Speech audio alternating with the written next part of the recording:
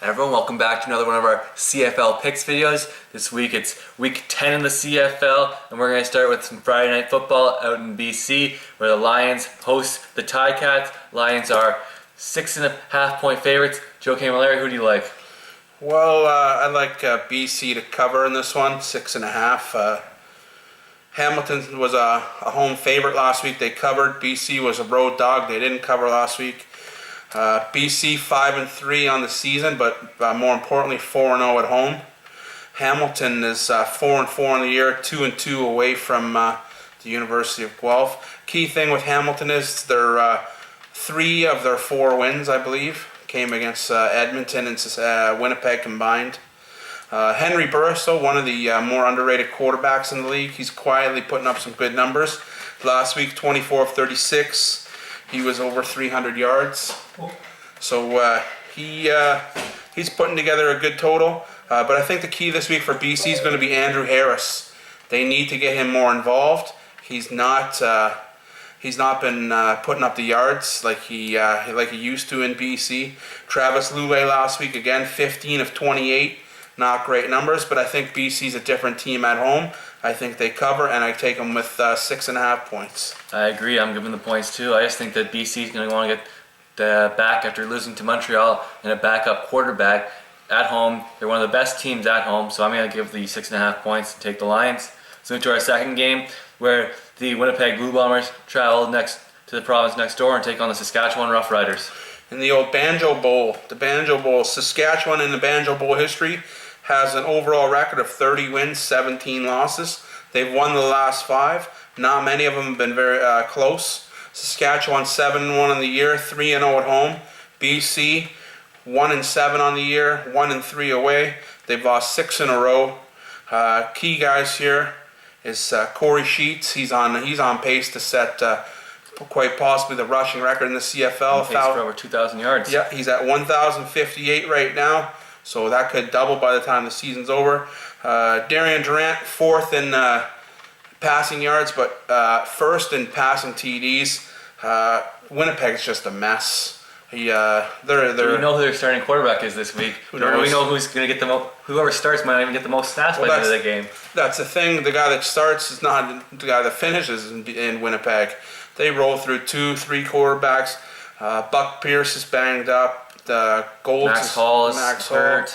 They got so many Golds questions. is the only healthy one. He's been the worst of the 3, except in short yardage running the ball. They got so many questions in Winnipeg right now. And it's too bad though, because they got that brand new stadium. Fortunately, they're still getting good crowds out there. But Winnipeg is just in a mess right now. Saskatchewan's going to blow them away. I agree. And even though the Blue Bombers went out and signed Greg Peach, who was just cut by the Ticats, and signed Mike Sims-Walker, formerly the Jaguars. But that's not going to help because they've got no quarterback to throw them the ball, and that defense has been atrocious. They're giving up big plays. They were clueless as to what they were doing against Hamilton. They took a lot of undisciplined offside penalties, and I'm going to take the Rough Riders. They haven't been great of late, but I think this is a week where Corey Sheets to go for over 200 yards. So I'll give the 14.5 points, and we move to the third game of our week. That's the Eskimos going to Calgary. Calgary is 8.5 point favorites. Let me just start with the overall record on the Labor Day game. 20-20 with 1 tie, so it's 50-50. But Calgary's won 3 of the last 5. What would we say? 8 point favorites. Calgary's 6-2 on the last 6-2 in the season. 3-0 at home. They beat Toronto last week, even though Ricky Ray didn't play for 3.5 quarters in that game. I think it would have been a different story had he played. Edmonton 1-7 on the year, 1-3 on the road. Lost 6 games in a row. They were in position to beat Saskatchewan last week. Saskatchewan stole one out late. I think Kevin Glenn, he had concussion-like symptoms last week versus Toronto. I think he's back. They'd be better almost starting Bo Levi Mitchell. He's been very impressive in his playing time. Well, that's the thing. Drew Tate on the bench. They got 3 different guys in there that can do that. But I think the big key for Calgary is the return of John Cornish. He's scheduled to come back. Riley with Edmonton's been putting up some good numbers. He had, I think it was over a 500-yard passing game 2 weeks ago. Yes. He had another big game last week. but the numbers aren't resulting to wins. And his TD interception ratio is pretty much even. Yeah, so he's got nice yards up there, but that's about it. I like Calgary at home at McMahon Stadium. 8 points in the CFL, we know there's not a lot, so it's just, you can knock off 10 points in a minute and a half. So I'm going to take Calgary to win in double digits. I'm going to go the other way. I think this Eskimo team is much better than their 1-8 record now. I think they've been playing really well the last few weeks. They've been covering, haven't been winning though, but I think that they're going to continue to cover here, and I'm going to take the 8 points, and I think we're going to see probably Calgary win by a field goal or so. I really think that Mike Riley has consistently been getting better each week as the season's gone on, and I think that defense is competitive. They're really playing under Cavis Reed, so I'm going to take the 8 points. And we move to the Tuesday game, last game of the week.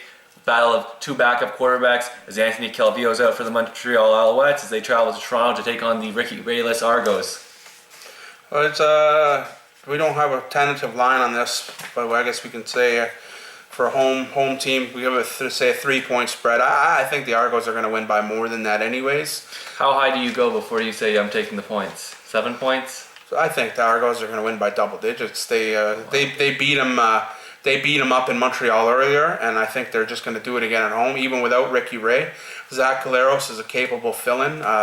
You still have the Flying Hawaiian is still there. You still have John Childs. They had Dontrell Inman return last week. Dury's slowly putting up quiet numbers. The one thing that concerns me about Toronto is their defense. I really don't think they've hit stride yet. They've replaced a lot of guys in the offseason, and it just hasn't come together as quickly as they'd like. I think like 10 starters are gone from last year. But the one thing about the Argos is Chris Jones. I think he's probably one of the better, or if not the best, defensive coordinator in the CFL. So it's going to take time with them.